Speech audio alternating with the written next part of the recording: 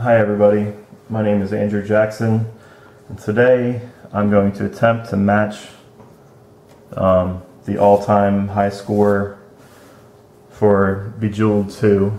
It's a game that's been out for about 10 years, I believe, and as far as I know, only one person has got the high score. There's actually a maximum possible score that you can get that the developers threw in, thinking that nobody would ever get to that point. But apparently one man by the name of Mike Lady did so in 2009 after about a game that took about 3 years. You can read about him on the internet. Just look up Mike Lady, L-E-Y-D-E, and there's dozens of websites, mostly gaming websites and news sites that have posted his story, which is pretty cool. So the only reason why I attempted to do this was because I found out his story. I had a game going, about 70 million.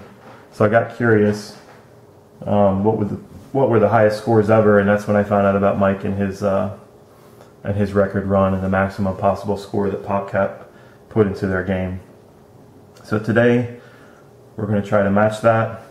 I've already loaded the game up, and as you can see, it's just shy. I'm not sure exactly when it's supposed to trigger, but it should be some point in the next few moves. 2.1474 plus billion points. And what will happen is the screen is supposed to go where you can see the points in the top left hand corner. It's supposed to go blank because the game won't register the score after that maximum possible score. So after that goes blank, I don't know if I have to kill myself in order to get to the menu, or if it'll automatically take me there. I'm kind of hoping I don't have to kill myself, because after you spend, let's see, my game is 28 months now. I started the game in February of 2011. It's now May of 2013. After you spent that much time on a game trying not to die, it might be kind of hard to let go and kill myself. So anyway, here we go. In the next few moves it's supposed to go.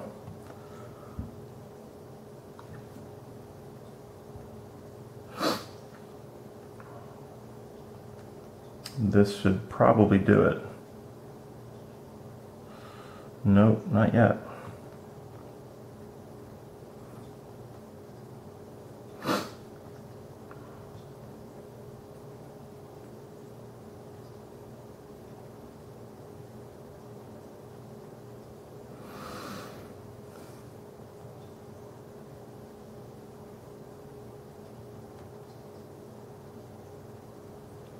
And as you can see, the screen did not go blank, but it's actually counting backwards fairly slowly, which is something I did not expect. But pretty cool. If it keeps going this slow, I don't think I'm going to sit here and wait for it to go all the way down to 0, if that's what it's going to do. But anyway, I didn't expect this, so I may post another video where I show the stats of the score. But anyway, there's my video. Mike Lady has company now with the maximum score. I don't know if anybody else, he did it in 2009. I don't know if anybody else has matched the score between 2009 and now, but he's at least got one other person that's done it. So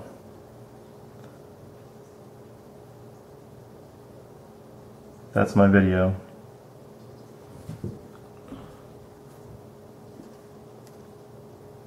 Maybe I'll just let it run down, though I'm going to run out of battery here soon on my camera.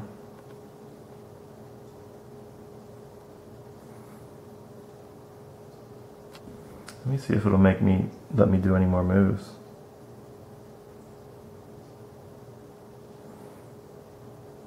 It does.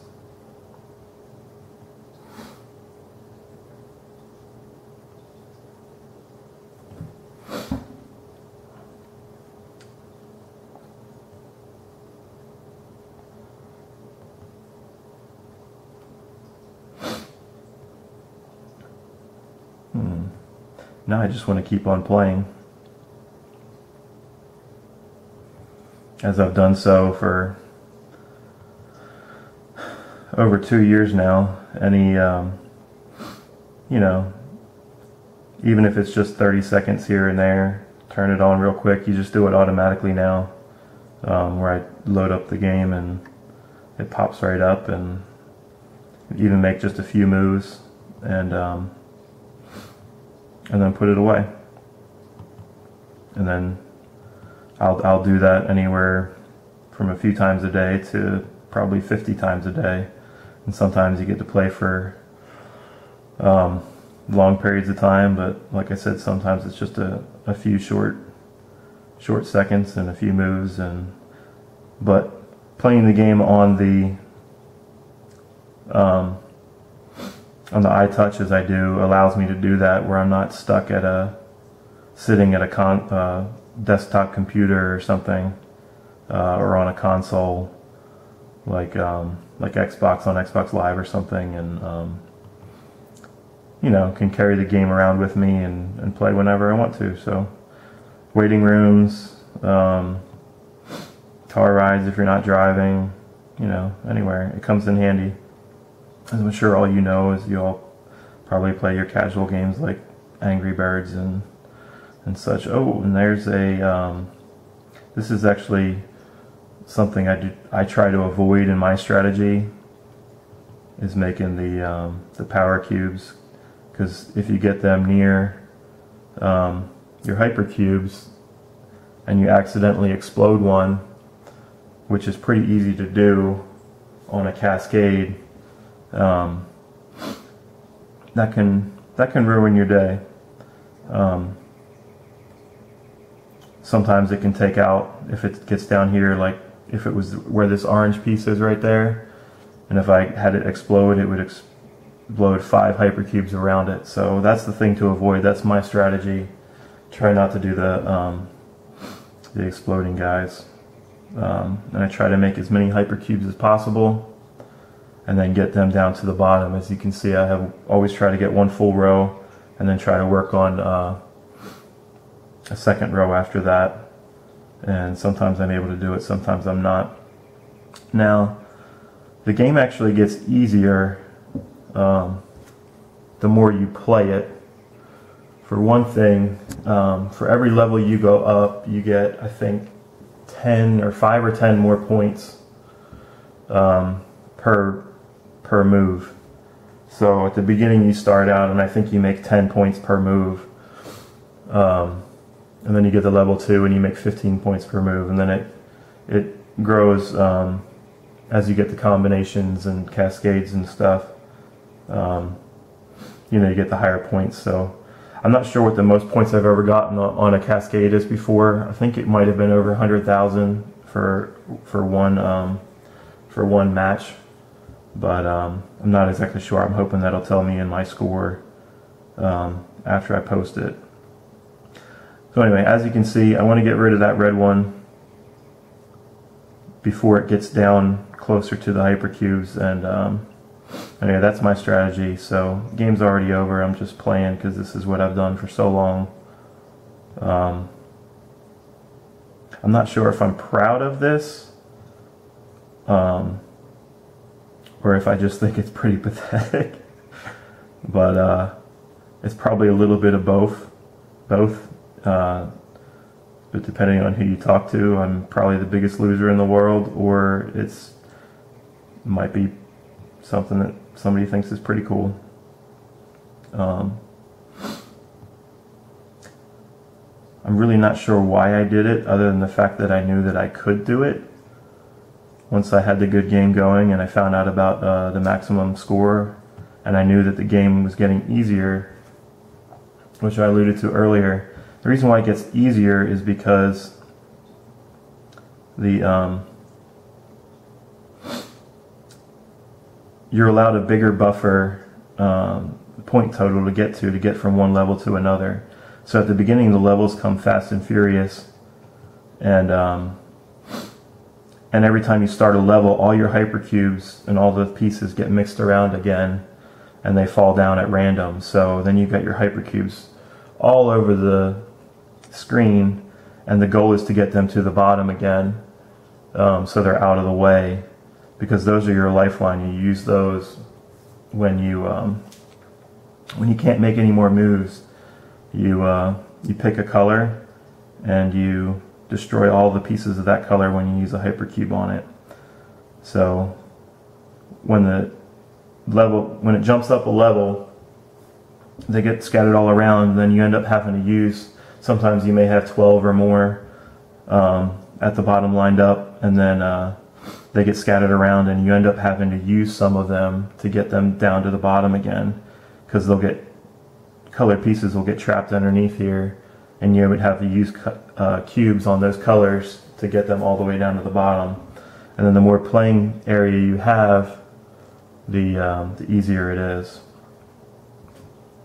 to work without having your hypercubes in the way. So that's my strategy.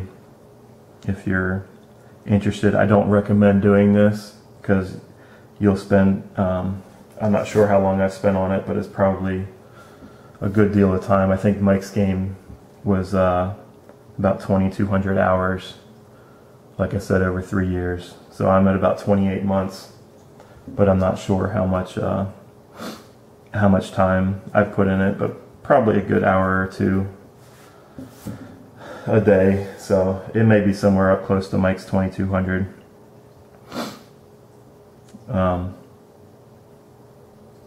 Another strategy is I try to get the cubes on the side, keep the ones on the side, and sacrifice the ones in the middle. So you see this white piece here, under that, you'd think, oh, well, I use this one to destroy green or white, but actually I'm going to use this one here and sacrifice the one in the middle to get this one on the side down further.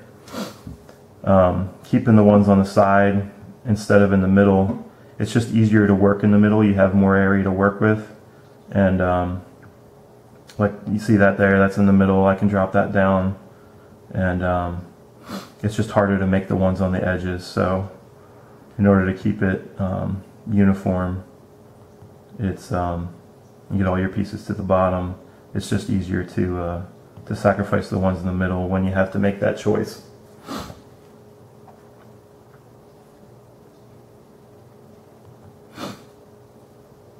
Still counting down. This is going to take forever, so we're not going to actually do it. I'm actually going to sacrifice the game right now. I'm just going to force myself to do it. And but before I do, I'll show you what I meant about not wanting the exploding gems down near here, because you can actually, it'll just get rid of all your hypercubes that you've usually spent a long time trying to get. So anyway, that one's yellow, so I'm going to use this yellow one here, and it'll explode these two ones here. You get a lot of points for it. As you can see, 16,500 was shown there. But you do that too many times and you don't have any hypercubes left to save yourself. So alright, here goes. I'm going to force myself to sacrifice myself, and how you're going to do this is use one hypercube on another hypercube. And because I play on the iTouch on a very small screen and I have big chubby fingers, my game was actually pretty stressful at times because I would get it to the point, usually I have about 12 hypercubes or more that I work with, but because it's so touchy, the screen, if you don't close down the app every time you stop playing it, even if you just like are still holding it in your hand and you look away to look at the TV or talk to somebody or just get distracted for even a few seconds, your finger nudges one hypercube onto another, and all of a sudden you just lost all your safety. So I did that at least 12 times, but it was probably more like 15 or 16 times after I got to 70 million, where I just destroyed all my hypercubes and then had to try to work my way back up. There were other times when I didn't accidentally destroy them. I just ended up using them because I wasn't able to make enough. And there was actually time, and fairly recently, when I got down to the point where I only had one possible move left that I could make, and that was pretty stressful because it ended up that I could only make one possible move a few turns in a row, and then luckily I was able to save myself and make a hypercube and then build my hypercubes back up after that. But so anyway, there was at least a dozen, but probably more like 15 or 16 times when I lost on my hypercubes and almost lost the game because of it. And usually it was because I didn't close the app and I wasn't paying attention, and my finger just brushed one or to the other. It's very easy to do, so it happened a lot to me, but I still managed to keep the game going and get all the way to the end, luckily. So here, let's make get another cube down there. Now, just for fun, because I usually don't do that, now I'm going to just have some fun and destroy some of my cubes. And I've got only one line left, and I'm actually just going to sacrifice it now. So here goes all the hypercubes. And then once I run out of moves, which I'll try to do if I can,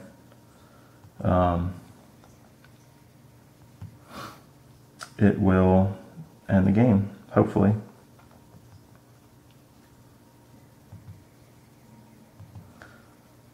Okay, there's a move there.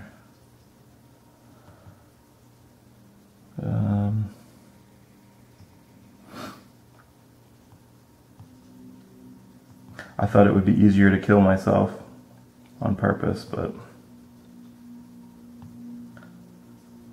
okay.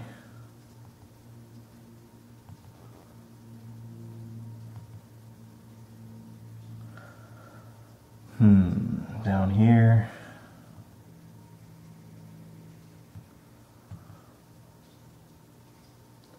It's getting close.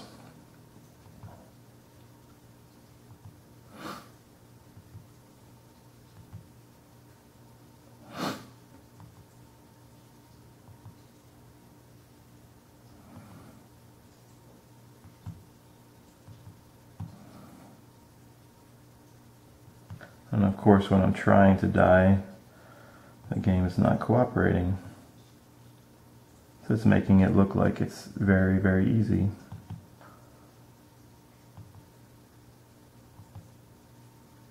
It actually is a fairly easy game once you figure out the strategy. But you still have the luck factor of trying to get a very high score. Because there's times when you just run into a bad streak of luck, and or just make a mistake, and there we go, no more moves, game's over. And we've got, let's see,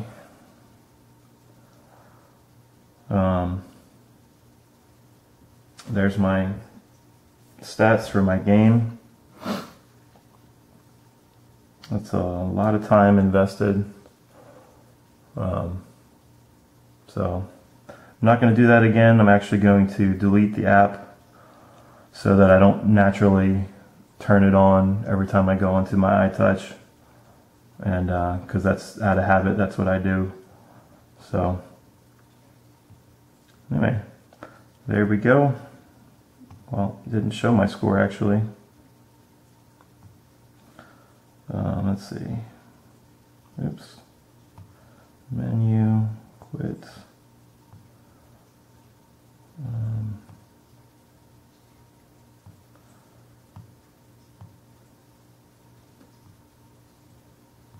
There we go, scores. So those were my previous high scores before I made the run. As you can see, they're not very high. I only actually played a few games before I started my run, and what actually happened was I was driving along with my wife, and we were taking turns driving on a pretty long trip, and I would start the game, get it up to these scores or around to these scores, then we would switch drivers, she would take over and proceed to lose the game. So that's what some of these high scores are. But love you, babe, but not throwing you under the bus. It's just that's what happened. It actually was I probably wouldn't have gotten to the game to get the high score if she hadn't done that, because I would have been stuck on a different game, and you know, I may not have actually made it as far in those games. So as luck would have it, she was we were taking turns that day, and that's what happened. So anyway, it doesn't actually post the score, just interesting. I guess it can't register it, but there's my proof that I actually did get to it. And yeah, there we go. Thanks for watching. Sorry for wasting all your time. If you watched through all of this, more power to you, and goodbye.